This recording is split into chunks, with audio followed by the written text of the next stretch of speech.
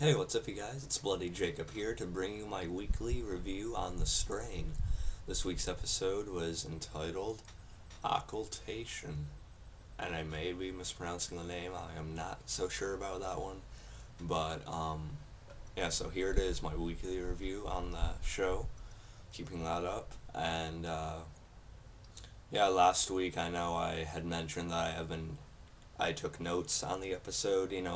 Making sure I don't miss any little thing I wanted to talk about.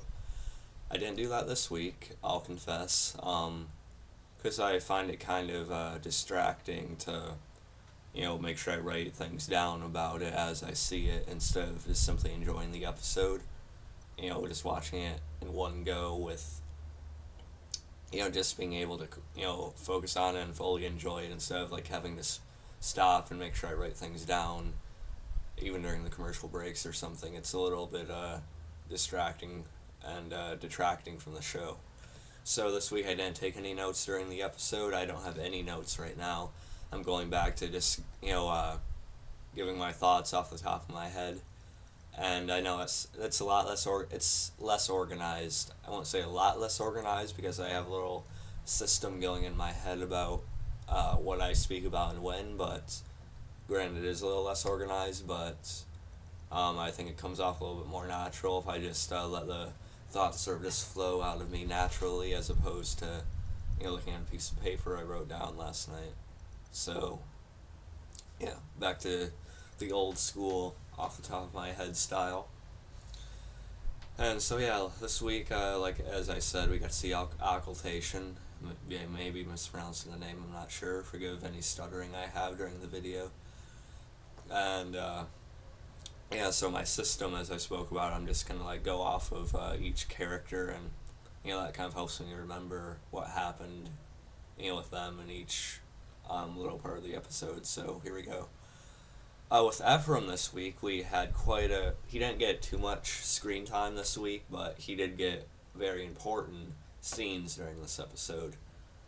Yeah, with him, we know the FBI and cops or whatever are after him, and Jim had given him a heads up so he could get away for a little bit.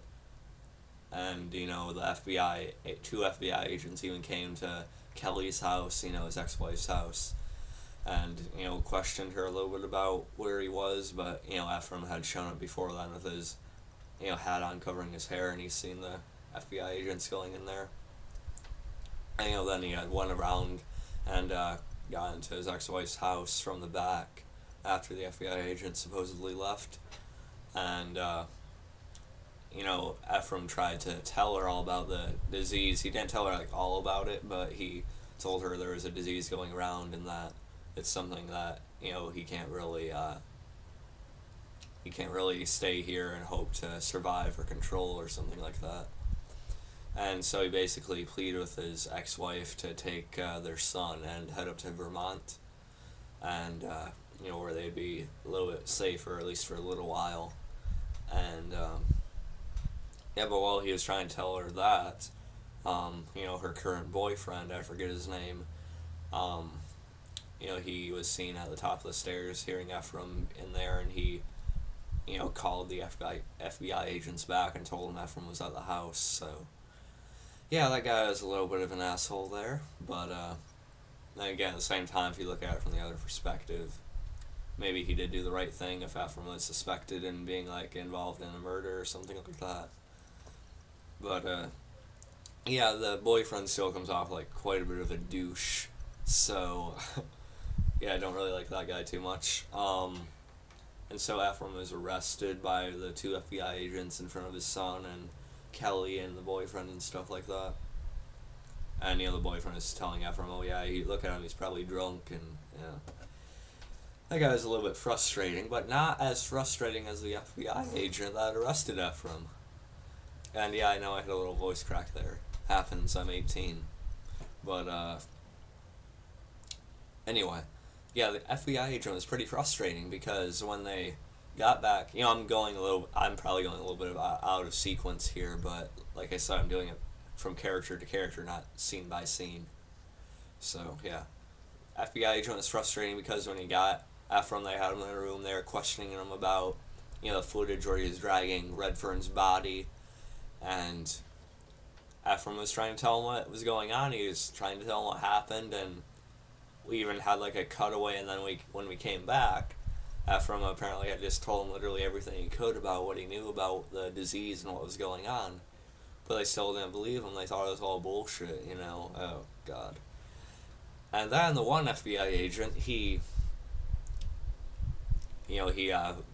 basically slaps or backhands Ephraim, because I don't care who you are, but, no one's gonna, tell me what's going, no one's gonna tell me what's going on, or I think Ephraim, grabbed his watch to ask him what time it was, and then that's when he slapped him. But, so FBI agent was kind of idiotic. He was a bastard. Let's see, now I know it looks pretty bad for Ephraim from their perspective, because all they know is they've seen footage of him dragging a body down the hallway. Yeah, that's kind of incriminating, I'll admit. I'll admit that, okay?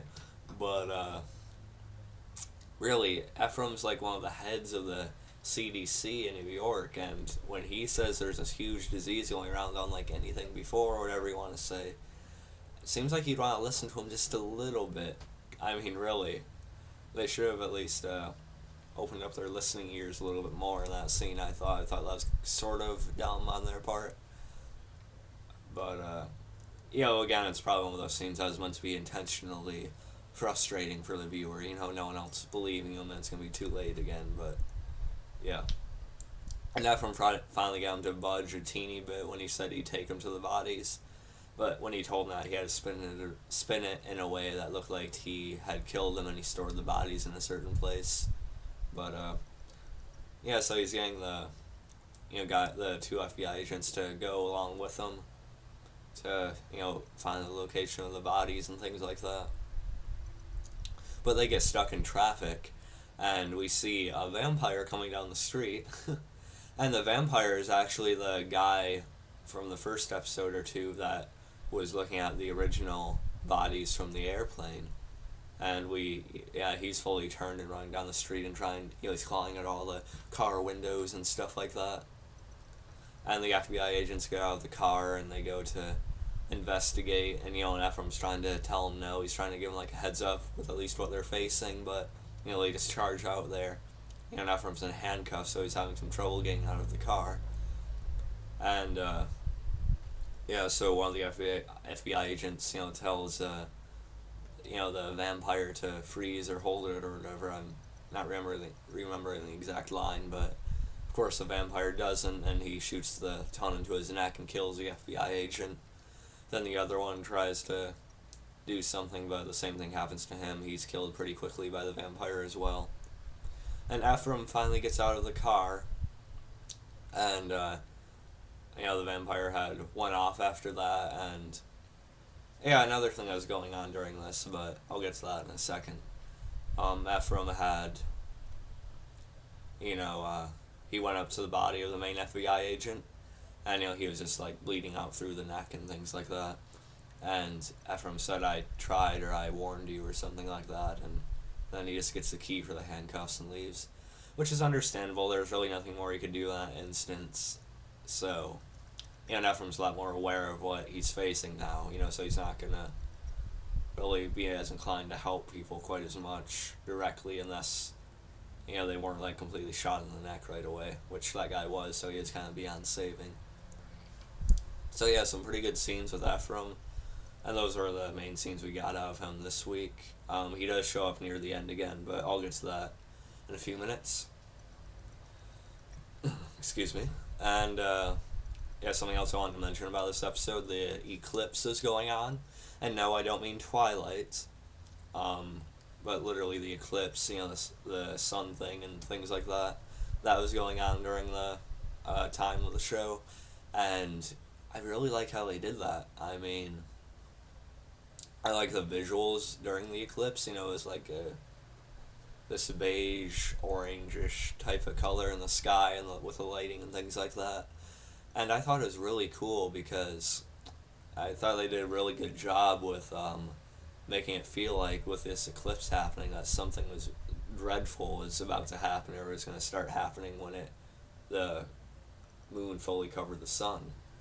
And they just did a really good job making it feel like something horrible was going to happen when that was going on, and that's when the vampire is able to walk out during the day, and go after all the cars and stuff like that. So, yeah, that whole thing was pretty cool, I thought. The whole eclipse and things like that. And, let's see. So that's Ephraim for the episode, and as far as Abraham goes for this week, we got a good amount out of him as well. We've seen him, he's basically trying to, continue tracking down all the victims on the list, and find their families and likely them, as a fully transformed vampire, and a few more if he had turned others. So Abraham's continuing to go down the list, and he goes to the house, goes into the basement, and of course, he finds like this group of vampires. They're like huddled together because it's during the day, but the eclipse is about to be going on and stuff like that. And there's just a whole lot of them in that basement, and one of them even comes up from behind Abraham, and Abraham decapitates one or two of them with his sword, but yeah, we see he's getting, like, all of a sudden he's getting, like, really tired, or, like, really something's wrong with him. And Abraham's able to escape from the basement with, like, at least 5 or 4 vampires, clawing after him. Abraham manages to escape by holding aloft with that silver nail gun, and, he closes the door, and the vampires are held off by the sunlight. And, I think this is before the eclipse is going on in the episode, again, out of sequence, but, again, going character by character, not scene by scene. So, and then we see Abraham pop some pills, so it appears Abraham's starting to have some heart problems. And, yeah, it really makes sense for someone his age. So it's basically like I'm getting too old for this shit kind of thing going on. Abraham's still really badass, though, but again, it's realistic that he wouldn't be able to physically kill all those vampires on his own quite as easily anymore, so hence why he's probably trying to recruit other people to join the cause, to grow a bigger resistance, but also for someone to, take care of the physical aspect of it as well. So yeah, those are some scenes from Abraham, and again, he has another one towards the end, like Ephraim, but I'll get to that in a minute. And, yeah, so he's still a really, really good character as well. And, yeah, so I was a little bit worried about him when he was trying to get out of that basement. I mean, some of those things got kind of close to him before he shot him with a nail gun. Silver nail gun, but, I knew Abraham probably wasn't going to die this early, but still, I think they did a pretty good job with the intensity and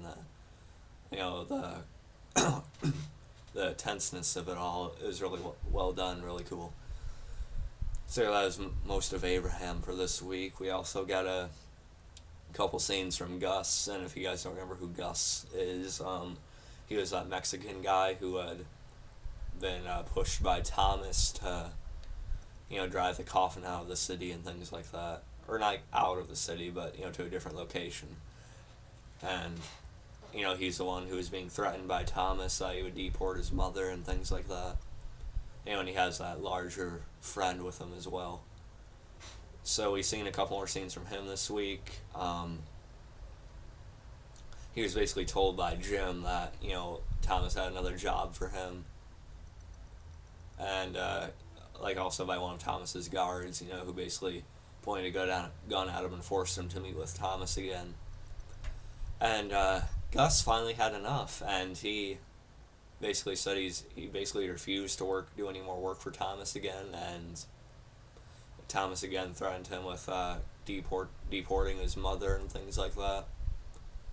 And also offered him $800 to do a certain task for him, and Gus still refused, and he actually tried to attack Thomas, but Thomas was really as we know, Thomas is a vampire, a pretty fairly old vampire. Probably the oldest one on the show, minus the Master. And, Gus punches Thomas in the face, and it doesn't really faze him. He just goes back like that, and he punches him in the gut, doesn't do anything. Thomas basically grabs Gus by the throat and tosses him to the side, and, and he lets his tongue out after his friend. And then he basically aims a gun at Gus's friend's head, and Gus finally agrees to do another task for him, and that's disposing the body of of Redfern, I believe, from the hospital. So there couldn't be any evidence if they looked at the body like Ephraim wanted them to anyway. So there's that. And really creepy and intense scenes from from the guy who plays Thomas here. With Gus, getting the realization that, oh, who the hell am I working for right now? And again, when Gus, his friend, and Jim were disposing of Redfern's body before they tossed it into the river, the body unzipped and the tongue fell out, and so yeah, they know something a little bit freaky is starting to go on too. But I don't really know how long Gus and his friend are gonna last. I don't really see them being around for that long. But we'll see where they go with them. So there's that. Again, well done scenes. Let's see, Nora for this week. She had been wandering around the city with her mom after that vampire had attacked where her mom was staying last week, and her mom's just really overly concerned with everything and asking her, where are we going? And different things like that. And Nora had eventually brought her to her house, but the FBI agents had shown up there too, because they were looking for Nora in connection to what they believe Ephraim to have done with Redfern, killed him and dragged his body and things like that. So Nora had to get out the back, and she managed to escape with her mother from the FBI agents. And so we see them wandering the streets, and Nora eventually looks in a phone book, and she finds like the pawn shop ad in the phone book, Abraham's pawn shop, and she rips the paper out of that, and they head off. We didn't really get too much from Nora this week, but still some fairly important scenes, as you'll see by the end of it. And let's see, another character, the Exterminator. Kevin Durand. So let me get his name. I'm still trying to remember his name. Give me a second, you guys.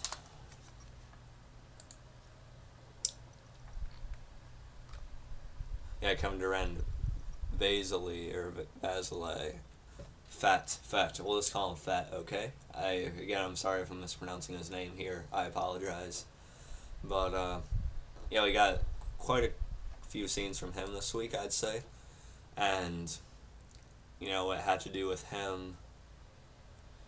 He went to his parents' house to... No, wait, we'll try to stay in some kind of order here. He went to his work, to tell him about all the rats and what he's seen in the sewers and stuff like that. But he finds, his whole little workplace is completely abandoned. All the phones aren't ringing, no one's answering, no one's around. And he knows something's up pretty quickly after what he's seen in the sewers. And, eventually opens up an area, and he sees his boss is just sitting there all stiff, but then he looks up at Fett, and he has the vampire eyes, and he attacks Fett. And, Fett tosses him off him, and he opens up the blinds, and the sun. We finally get to see, a full effect of what the sun does to a vampire on the show. And it just completely burns them to a crisp, basically. They don't, disintegrate into, ashes or anything. They just, completely burn up their whole bodies. They get all blackened, and they just die. So, yeah, some really, really, really cool effects and visuals here. And, Fett also finds the body of, that girl he would always talk to when he would go to his work.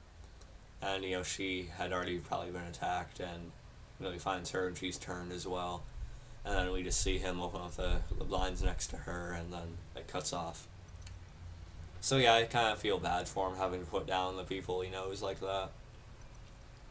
And we also see him go to his parents' house, and apparently he hadn't, talked to them in person for at least 2 years.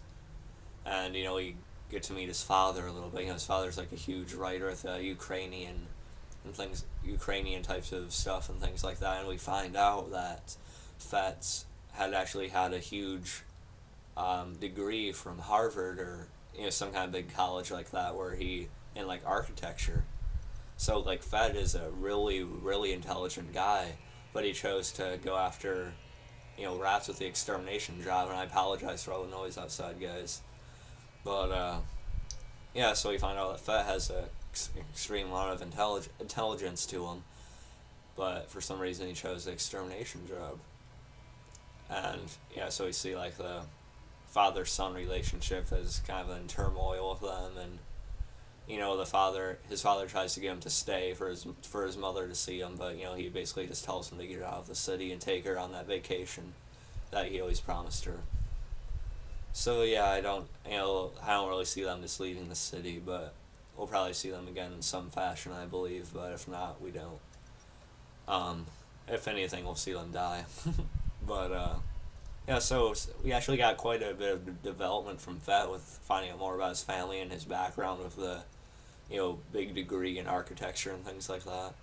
So that was pretty cool. I like Kevin Durant as an actor too. I think he's really good at handling the physical action scenes as well as he's kind of like using an accent and showing some fairly decent acting chops as well with this episode. So that's really well done. So there's that. And oh yeah, another scene I wanted to mention before I forget. At the beginning of the episode, we got a really chilling scene with Thomas. We see him enter like some kind of white padded room, and he has this guy chained up by the neck, and he basically cranks this thing and just drags the guy onto this stump, or I don't know what to call it, but he basically drags this guy using a chain, and he cranks it and it puts the guy on like this little platform, his neck, and we basically see that Thomas had been using this guy as like a blood bag, or like a permanent way he could get blood, like one way or another. He just continually feed off of him as he needed it. We got to see like the full makeup and the full looks of Thomas here without all his makeup on and things like that. So that was some really intense stuff. So that part was pretty cool. A really creepy opening for an episode. So that was awesome as well. And let's see. I just want to make sure I didn't miss anything too important here. Of course, the ending, we had Ephraim, after he had escaped from the FBI agents after they were attacked by the vampires on the street. We see him. He headed to Abraham's pawn shop as well, and he knocked, and Abraham eventually let him in. And when he gets down there, he sees that Nora and her mom had made it there too. So like we see Nora, she grabbed that paper and found Abraham's pawn shop location. And Ephraim and Nora sort of embrace, and she's so glad he made it and things like that. They hug pretty tightly, and it's sort of like the look Nora's mom had on her face when she's seen how attached she automatically was to Ephraim. So that was kind of touching, for a scene in the episode. Yeah, so I'm kind of supporting Ephraim and Nora now. I'm still really curious to see what happens with his ex-wife and his son in the future, but yeah, it's sort of like what they're doing with Nora and Ephraim. They're not like making any completely open romance, constant romance between them, but it's sort of like they have like a history together, and it's going to be interesting to see where that goes as the series goes on. So yeah, I'm supporting that. Nora and Ephraim, I ship them. I ship them. Voice crack, but yeah, I ship them. So yeah, it's mostly episode, Ephraim, Nora, her mother, and Abraham all being in his basement at the pawn shop. And yeah, and Abraham basically tells him he has a new plan. Because with the eclipse, some of the vampires are coming on the streets, it's becoming more of like an open takeover, chaotic type of thing. So yeah, they do need a new plan other than just tracking all the victims down with their addresses and stuff. And one scene I almost forgot to mention was with Kelly, Ephraim's ex-wife's boyfriend. Her boyfriend, had a little fight about Ephraim, and she wasn't sure if they should go to Vermont or not, and her boyfriend got mad at her for defending Ephraim. We seen Kelly tell her friend that, maybe it was a mistake to let this guy in and maybe, I was just trying to hurt Ephraim with him. So yeah, I sort of feel like she still really loves Ephraim. So the boyfriend we see is working at a store when one of his employees is attacked and he's holding his neck and things like that.